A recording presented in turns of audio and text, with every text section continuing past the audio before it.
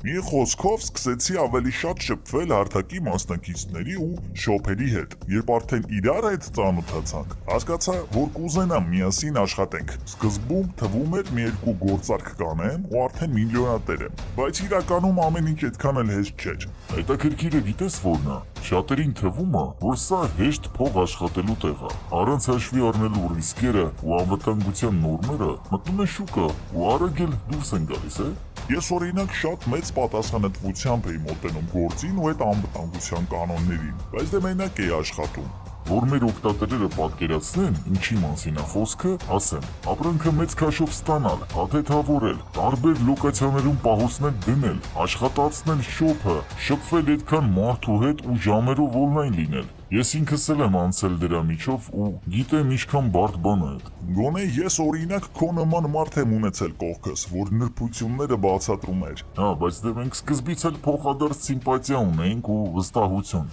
Ամաչացնում ես, լավ շեֆ։ Ինչ կա, էդ էլ ասում եմ։